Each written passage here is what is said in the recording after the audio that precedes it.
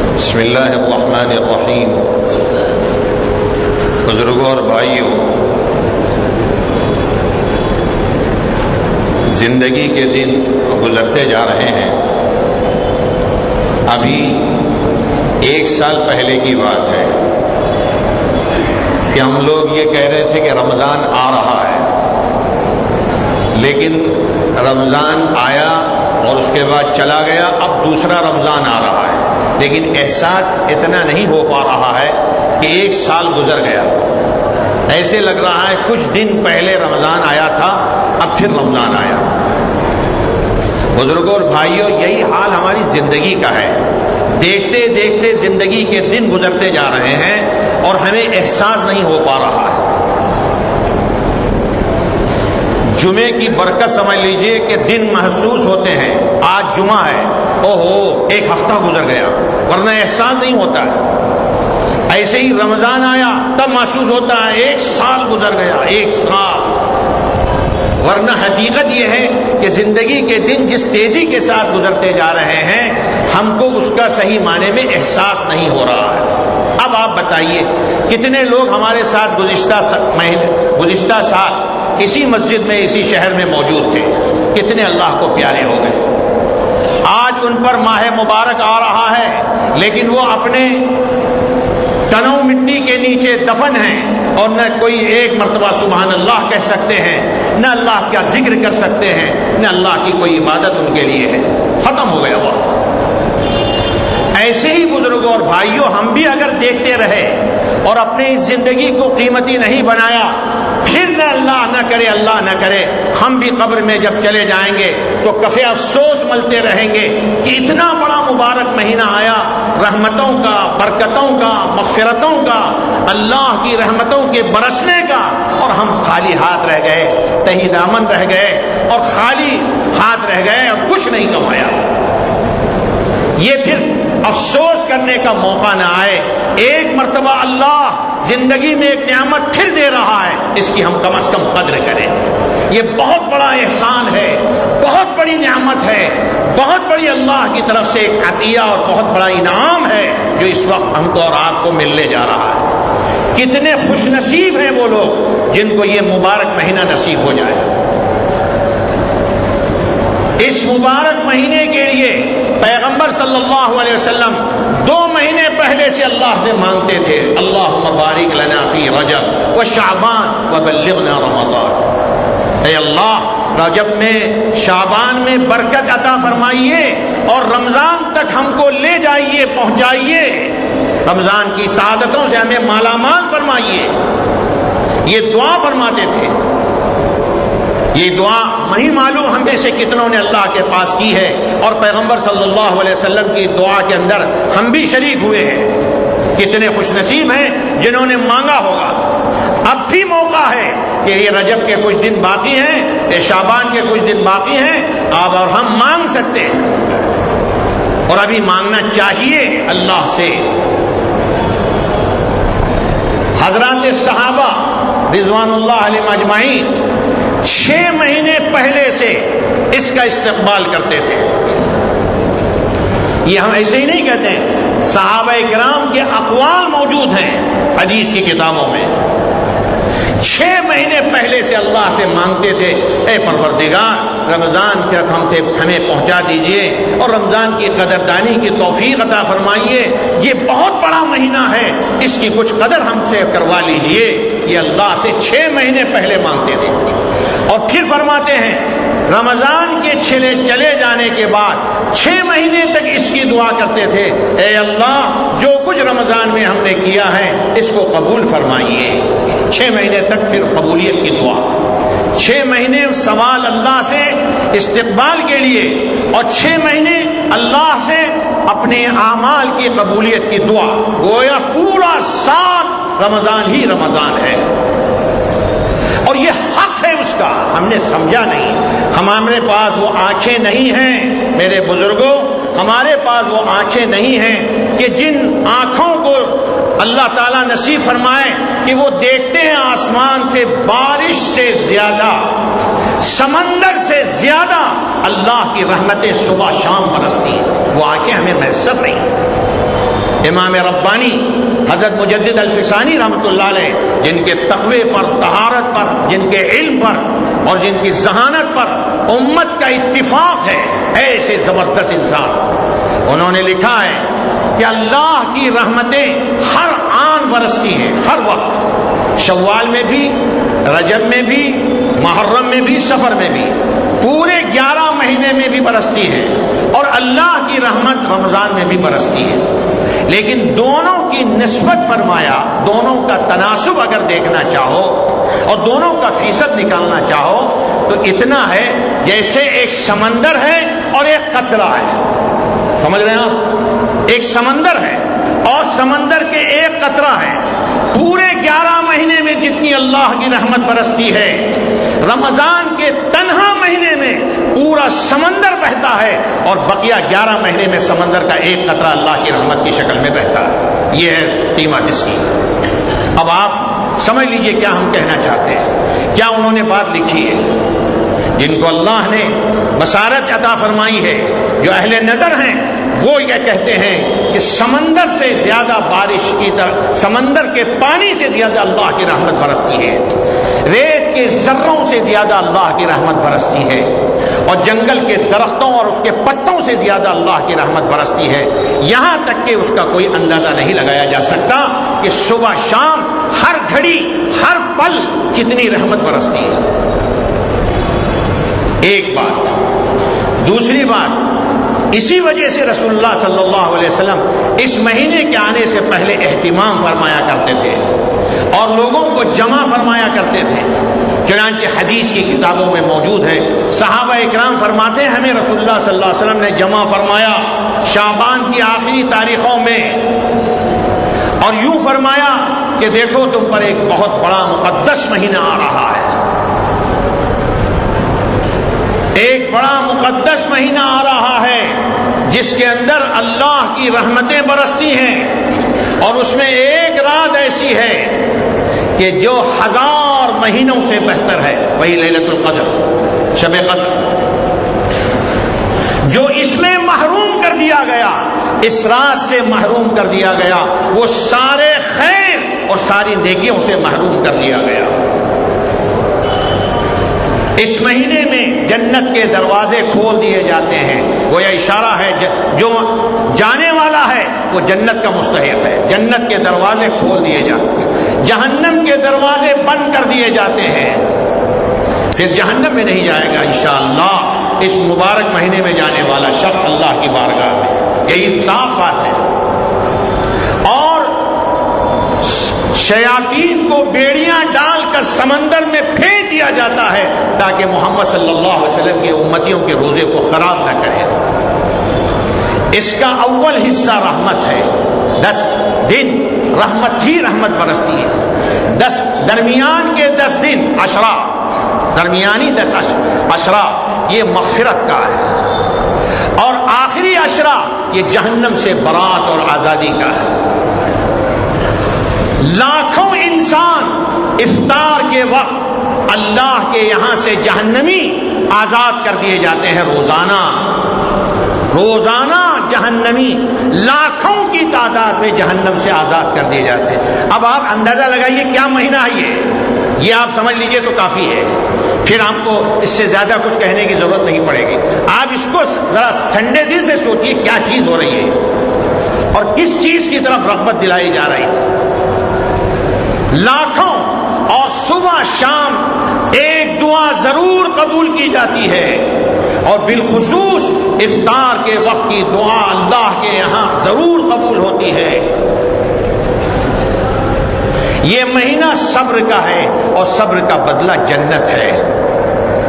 یہ مہینہ غمخواری کا ہے، ہمدردی کرنے کا، ایک دوسرے کے ساتھ صلہ رحمی کرنے کا، ایک دوسرے کے تعاون کرنے کا، مدد کرنے کا ہے۔ اس مہینے میں اللہ کی رحمت برستی ہے، جنت اپنی پوری اس کے ساتھ خوبصورتی کے ساتھ سجائی جاتی ہے۔ بزرگوں اور بھائیوں، پھر اس کے ساتھ ساتھ آپ نے ارشاد فرمایا کہ روزے دار کو افطار کرانے والا شخص اس کو قیامت کے دن اللہ ایسے دن پانی پلائے گا جس دن کوئی ایک قطرہ پانی نہیں ملے گا حشر کے میدان میں، اور لوگ پیاس کی وجہ سے تڑپ رہے ہوں گے، اللہ افطار کرانے والوں کو وہ مقام عطا کرے گا اور اپنے سائے تلے جگہ عطا فرمائے گا جو لوگوں کو افطار کرائے گا، اور افطار کرانے والے کو اس کا پورا پورا ثواب ملے گا جو روزے دار کا ہے، اور روزے دار کے ثواب میں ذرہ برابر کمی نہیں کی جائے گی، معمولی دولت نہیں ہے۔ چنانچہ آپ سیرت کی کتابوں میں اٹھا کر دیکھیے، اس زمانے میں کوئی 100 آدمیوں کا انتظام کرتا تھا، کوئی 150 آدمیوں کا، ایسے تھوڑی کرتے تھے، وہ جانتے تھے اندر کو کیا ملنے والا ہے۔ آج بھی الحمدللہ ایسے لوگ موجود ہیں جو سینکڑوں کا انتظام کرتے ہیں، صرف اسی لالچ میں کہ قیامت کے دن اللہ مجھے حوض کوثر سے پانی پلائے، اپنے سائے تلے ہمیں جگہ نصیب فرمائے، یہ فضیلت ہے اس کی۔ فرمایا 4 چیزوں کی اس میں کثرت کرو، زیادتی کرو۔ ایک ہے کلمہ طیبہ، لا الہ الا اللہ، لا الہ الا اللہ، پڑھتے رہا کرو، پڑھتے رہا۔ چنانچہ لکھنے والوں نے یہاں تک لکھا ہے کہ لاکھوں مرتبہ تسبیح پڑھتے ہیں لوگ، لاکھوں مرتبہ لا الہ الا اللہ کی۔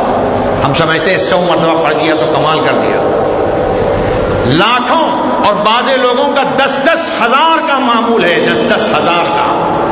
جتنے اللہ کے نیک بندے ہیں ان کے ہاں اس کی تسبیح کے معمول ہے 10-10 ہزار مرتبہ۔ ہے اس میں تاثیر، آپ نہیں سمجھ پا رہے، ورنہ خالی یہ نہیں کہتا اللہ۔ حضرت موسیٰ علیہ السلام سے جب موسیٰ علیہ السلام نے درخواست کی تھی کوئی ایسا عمل بتا دیجئے جو دوسروں کو نہ بتایا ہو، اسپیشل ہم ہی کو آپ بتائیے، تو اللہ نے کیا فرمایا تھا؟ لا الہ الا اللہ پڑھا کرو۔ کیا مطلب ہے یہ؟ جو کسی کو نہ بتایا ایسا عمل ہمیں دیجیے۔ تب پوچھا موسیٰ علیہ السلام نے یہ کیا چیز ہے؟ تو کامن چیز ہے، عام چیز ہے، اس میں کیا تخصص ہے، اس میں کیا افضلیت ہے؟ فرمایا سارے آسمان اور سارے زمین، 7 آسمان اور 7 زمین ایک پلڑے میں، ترازو کے ایک خانے میں رکھ دیا جائے، اور دوسرے پلڑے میں لا الہ الا اللہ رکھ دیا جائے۔ 7 آسمان اور 7 زمین ہیچ ہیں، گرد ہیں اللہ کے اس کلمے کے مقابلے میں۔ کیا ملتا ہوگا اور کیا غیرت الہی کو جوش آتا ہوگا جب بندہ اخلاص کے ساتھ ان کلمات کو پڑھتا ہے، اور کتنی اللہ کی رحمتیں برستی ہوں گی ایسے لوگوں پر۔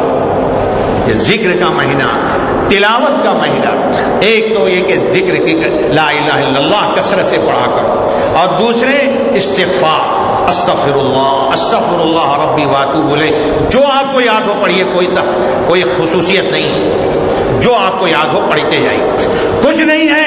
اللہم اغفر لی، اللہم اغفر لی، اللہم اغفر لی، یا اللہ میری بخشش کر دے، میری بخشش کر دے، مجھے معاف کر دے، اتنا تو پڑھیے، صبح شام پڑھتے رہیے اس کو۔ اور تیسری چیز جنت مانگتے رہیے، اور چوتھی چیز جہنم سے پناہ مانگیے۔ ان 4 چیزوں کو حکم دیا۔ چنانچہ پہلے ہمارے ہاں نمازوں کے بعد اس کو پڑھتے تھے، لا الہ الا اللہ، استغفر اللہ، اسألک الجنہ واعوذ من۔ یہ کوئی نماز کے بعد کی سنت نہیں، یہ تو ہر وقت پڑھتے رہنا چاہیے۔ یہ کہ نماز کے بعد ہی پڑھیں ایسا نہیں ہے، ہر وقت پڑھتے رہیے، صبح شام چلتے آتے پھرتے آپ پڑھتے رہیے، یہ بہت بڑی دولت ہے۔ بزرگوں اور بھائیوں، ایک بات اور سمجھ لیجئے، یہ سیزن اور یہ کمائی کے نیکیوں کے کمانے کا موقع ہے۔ آپ دیکھیں سیزن آتا ہے تجارت کا، آپ کتنا اس کے لیے ہاتھ پیر مارتے ہیں کہ لاکھوں کا فائدہ ہوتا ہے۔ یہ نیکیوں کے کمانے کا سیزن ہے، موسم بہار ہے نیکیوں کا۔ جیسے 5 لاکھ روپئے کسی مہینے میں آپ کماتے ہیں تو بہت خوش ہوتے ہیں، لیکن سیزن جب آتا ہے تو وہی 5 لاکھ 5 کروڑ کی شکل میں بدلتے ہیں۔ کیا بات ہے، بہت کمایا الحمدللہ، 5 کروڑ کا فائدہ، بہت اچھے۔ ایسے ہی سمجھ لیجئے 11 مہینے جیسے تیسے گزر گئے، اب آ گیا سیزن کا مہینہ۔ یہ موسم بہار ہے عبادتوں کا، مسجدیں بھری رہیں گی، قرآن شریف کی تلاوت ہو رہی ہے، ذکر ہو رہا ہے، لوگ نماز پڑھ رہے ہیں، تراویح میں مصروف ہیں، دعاؤں کے اندر اہتمام کر رہے ہیں، روزے رکھے ہوئے اللہ کی عبادت میں مصروف ہیں۔ ایک سیزن ہے یہ، ویسے موسم بہار آتا ہے، ہر طرف خوشنما سبزہ نظر آتا ہے، ہریالی نظر آتی ہے اور خوشبو آتی ہے، پوری فضا معطر رہتی ہے، آدمی اس موسم میں اپنے آپ کو محسوس کرتا ہے بڑی زندگی کے پرلطف دن ہیں. کیوں؟ موسم بہار ہے، موسم بہار ہے. بس بزرگوں اور بھائیوں، یہ نیکیوں کا موسم بہار ہے. کیا ملے گا کیا نہیں ملے گا آپ کی آنکھیں اس وقت نہیں دیکھ پائیں گی. آنکھ بند ہوگی تب آپ کو محسوس ہوگا کیا کمایا ہے آپ نے، اور اس پر افسوس ہوگا کہ جس ساتھ کو آپ نے گنوایا ہے. اس لیے اس مہینے میں سب سے پہلے تو فرائض کا پورا اہتمام، تکبیر اولیٰ ہماری چھوٹنے نہ پائے. یہ تو عام حالات میں بھی ہے، خالی رمضان کی خصوصیت نہیں ہے نمازوں کی پابندی، عام حالات میں بھی، لیکن بالخصوص رمضان شریف میں تکبیر اولیٰ نہ چھوٹنے پائے. کوشش اس کی جائے 40 دن تک جو تکبیر اولیٰ کی پابندی کرے گا اس کو 2 پروانے ملیں گے، ایک جہنم سے برات کا، ایک نفاق سے بری ہونے کا. یہ موقع اچھا ہے. رمضان کا مہینہ سیزن ہے، کسی کی نماز چھوٹتی نہیں ہے. ایک مہینہ اس کی پابندی کیجیے، آگے اور پیچھے اس کی کوشش کیجیے 10 دن اور مل جائیں، تاکہ ایک مرتبہ تو زندگی میں اللہ کے حضور جب حاضر ہوں تو کہہ سکیں کہ اللہ 2 پروانے کو حاصل کرنے کا ہم موقع زندگی میں ہمیں ملا ہے، اس کا ہم کو بدلہ ملیے، دے دیجیے. اور وہ بدلہ ہے کہ جہنم سے بری ہو جائیں گے آپ. موقع کو ڈھونڈیے آپ. کہاں موقع ہے کہ جس سے اللہ کے ہاں ہماری برات ہو جائے، ہم پاک ہو جائیں، اللہ ہماری بخشش کرا دے. آسان نہیں ہے بزرگوں اور بھائیوں، کٹھن سے کٹھن مراحل آنے والے ہیں. ان مراحل کو پار کرنے کے لیے سیزن آ رہا ہے. آپ کو خوش ہو جائیے، اس پر شکر بجا لائیے اللہ کا کہ اللہ تو نے اپنے فضل سے یہ موقع عنایت فرمایا ہے، اس کی قدر کی ہمیں توفیق دے دے. بزرگوں اور بھائیوں، سنتوں کا اہتمام کیجیے. اگلی پچھلی سنتیں ہماری بہت چھوٹتی ہیں. میں صاف آپ سے کہنا چاہتا ہوں، ہم بھی ادھر ادھر بہت جاتے ہیں، مختلف جگہوں پر جاتے ہیں، لیکن جہاں یہاں کی ہم دیکھتے ہیں یہاں سنتوں کو جتنا چھوڑا جاتا ہے دوسری جگہ اتنا نہیں چھوڑتے ہیں. نماز ہوئی کہ بھاگنا شروع ہوا. کئی جگہ ہم گئے ہیں، ہم ایسے نہیں کہہ رہے، بہت سوچ سمجھ کر صحیح بات کہہ رہے ہیں، لیکن یہاں کی فضا یہ ہے کہ سلام ہوتے ہی معلوم نہیں کہاں چلے جاتے ہیں. سنتوں کا اہتمام کرنے والے تو کرتے ہیں، اس سے بحث نہیں، لیکن عام طور پر دیکھتے ہیں بس چلے گئے. سنتیں کچھ سمجھتے ہی نہیں، وہ معمولی کیوں سمجھتے ہیں؟ یہی سنتیں ہیں جس سے انسان اللہ سے قریب ہوتا ہے. یہی سنتیں ہیں جو قیامت کے دن انشاءاللہ بھرتی کی جائیں گی. اگر آپ کے فرائض میں کمی ہے آپ اس کو معمولی سمجھتے ہیں. یہی سنتیں ہیں جس کی اتباع سے رسول اللہ صلی اللہ علیہ وسلم کو وہ عاشق اور محبوب قرار دیا جائے گا. اس کو آپ معمولی مت سمجھیے کہ نماز ہوئی اور چلے گئے. سنتوں کو آپ خوب اہتمام کی، اگلی سنتیں، پچھلی سنتیں، تہجد کا اہتمام کیجیے. ایسا نہیں ہے کہ چھوڑ دیجیے. اور بھی جو نوافل ہیں ان کو بھی پابندی سے ادا کرنے کی کوشش کیجیے. اور تراویح تو کبھی چھوڑنے کا سوال نہیں. روزہ فرض ہے مسلمان پر. ایک روزے کی کو بھی اگر قضا کیا بلا ضرورت اور بلا ضرورت شرعیہ زندگی بھر روزے رکھے گا تو اس کا بدل نہیں ہو سکتا. یاد رکھیے اتنا بڑا روزہ ہے یہ. ہر مستطیع طاقت اور صحت والے آزاد و بالغ آدمی پر، مسلمان پر روزہ فرض ہے. اگر کسی نے روزے کو نہیں رکھا گنہگار ہوگا، لیکن اگر روزے کا انکار کر دے کافر ہے. قرآن اور حدیث سے ثابت چیزوں کا انکار کرنے والا ہے، وہ کافر ہے. اس لیے روزے کا خوب اہتمام اور سنت کا بھی اہتمام. اللہ کے رسول صلی اللہ علیہ وسلم نے فرمایا اس کے اندر تراویح کو اللہ نے سنت قرار دیا. 20 رکعات آپ پوری پڑھیے. بحث اس طرح کی بحثوں میں الجھیے نہیں. یہ سنت مؤکدہ ہے اور پہلے سے لے کر آج تک کی تاریخ بتاتی ہے کہ تمام ہمارے بڑے جتنے بھی ہیں وہاں سے لے کر آج تک کی تاریخ اٹھائیے، سبوں نے اپنی کتابوں میں لکھا ہے 20 رکعات سنت مؤکدہ ہے. اس لیے ایسے وقت کو ضائع کر کے بازاروں میں گھوم کر اپنا وقت ضائع نہ کیجیے اللہ کے لیے. اور تیسری چیز، حرام چیزوں سے، اللہ کی نافرمانی سے بچنے کا اہتمام کیجیے. یہ بہت اہم ہے. اللہ کے رسول صلی اللہ علیہ وسلم نے فرمایا الصوم لی وانا اجزی بہ، روزہ میرے لیے اور میں اس کا بدلہ دیتا ہوں. دیکھیے اللہ بدلہ دینے کا مطلب یہ ہے کہ اللہ کچھ بہت زیادہ دینا چاہتے ہیں، اس لیے یہ لفظ کہا گیا. اس کی میں آپ کو ایک مثال دیتا ہوں. آپ میں سے کوئی شخص ہم جیسے آدمی کے پاس آئے اور ہم سے کہنے لگے بھائی فلاں ضرورت ہے آپ کچھ دے دیجیے، تو ہم اپنی طاقت کے بقدر 100 1000 کچھ دے دیں گے، ٹھیک ہے۔ آپ ہم سے زیادہ مالدار آدمی کے پاس گئے، ان سے کہا تو وہ 1,00,000 دے دیں گے، اور ان سے بڑے مالدار کے پاس گیا تو کروڑ دے دے گا، ٹھیک ہے۔ بادشاہ کے پاس گئے سمجھ لیجیے تو وہ اربوں بلینوں دے دے گا، لیکن اللہ کے پاس جب آپ روزے کا بدلہ لینے جائیں گے اور اجر لینے جائیں گے تو آپ مجھے ایمانداری سے بتائیے کتنا دے گا؟ سارے اعمال کا ثواب فرشتے دیتے ہیں اور روزے کا بدلہ اللہ خود دیتا ہے۔ اس کے معنی آپ بصیرت کی آنکھ کھول کر دیکھیے، یہ بتانا چاہتا ہے اللہ کہ ان گنت دیں گے، بے حساب دیں گے، جس کا آپ تصور نہیں کر سکتے، اس لیے میں دوں گا کہہ رہا ہے، ورنہ یہ بات نہیں کہتا اللہ تعالیٰ وَأَنَا أَجْزِي بِهِ، میں دوں گا۔ کیوں؟ روزہ وہ عبادت ہے جس کا مثل اور جس کی مشابہ کوئی چیز نہیں ہے، جس میں ریاکاری نہیں ہے۔ آپ روزہ رکھ رہے ہیں، کھانے کے لیے گھر میں پانی رکھا ہوا ہے، فریج میں پانی ہے، کھانے کو سامان ہے، اور آپ اکیلے ہیں، لیکن ہمت ہے آپ کے اندر کھانے کی، ٹھنڈا پانی آپ استعمال کرتے ہیں، گرمی کے دن ہے، لیکن کیوں نہیں کر رہے ہیں؟ یہ اللہ کے لیے آپ نے روزہ رکھا ہے، ریاکاری نہیں کرنا ہے، اس لیے اللہ کو اتنا پسند ہے۔ اللہ کہتا ہے میں خود دوں گا، کسی کو دینے کی ضرورت نہیں ہے تمہارے ثواب۔ اور ایک جگہ یوں فرمایا وَأَنَا أُجْزَىٰ بِهِ، بدلے میں ہم خود تم کو ملیں گے، جاؤ، اس سے بڑھ کر ہے، اس روزے کے بدلے میں ہم تم کو خود ملیں گے۔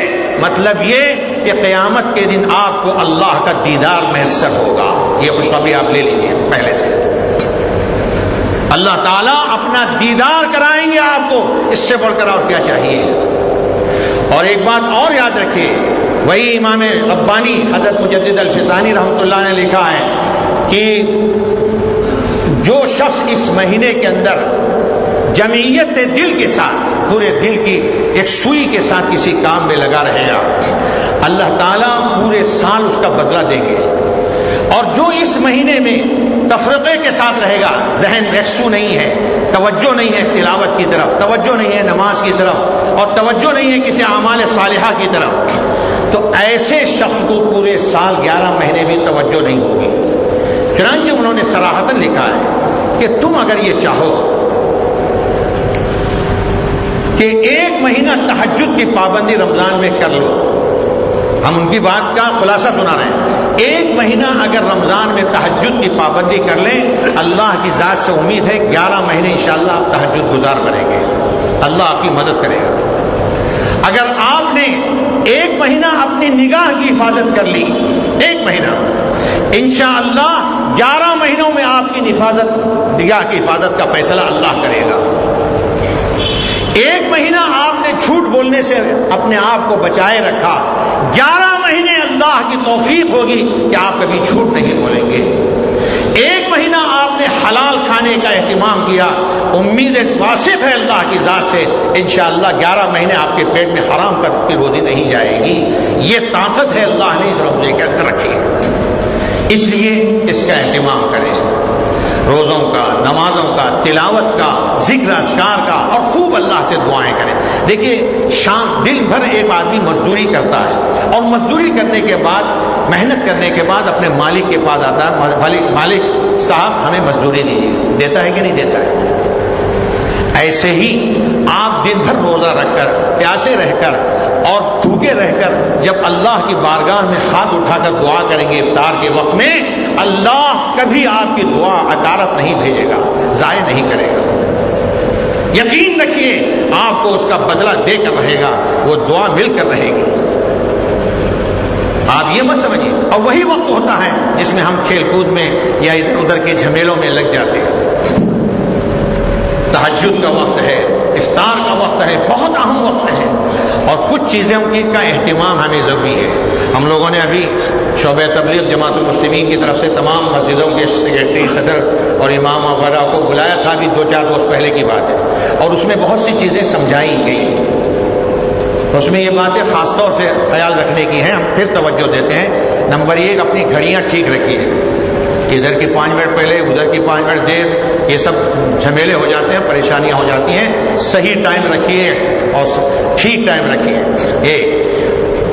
روزہ کھولنے کے 5 منٹ پہلے ٹھن ٹھن ٹھن ٹھن کر کے گھنٹی نہ بجوائیے، اسپیکر ٹھیک کرنے نہ جائیے. لوگ منتظر رہتے ہیں، جہاں ٹھن کر کے آواز آئی بس افطار کر دیا. یہ کام کبھی نہ کرنے جائیے. افطاری سے 5-10 منٹ پہلے آپ لاؤڈ اسپیکر کو ہاتھ نہ لگائیے. بھلے ٹھیک کرنا ہو تو پہلے کیجیے، اس وقت نہ کیجیے، ورنہ لوگوں کو غلط فہمی ہوتی ہے. تیسرے یہ کہ سحری کھاتے وقت لوگوں کو بتائیے 5 منٹ پہلے ختم ہونا چاہیے.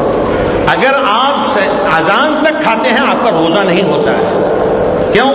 اذان ہوتی ہے جب وقت شروع ہو چکا ہوتا ہے، طلوع ہو چکا، طلوع ہونے کے بعد اذان ہوتی ہے. اس لیے اگر اذان کے وقت کھائیں گے آپ کا روزہ.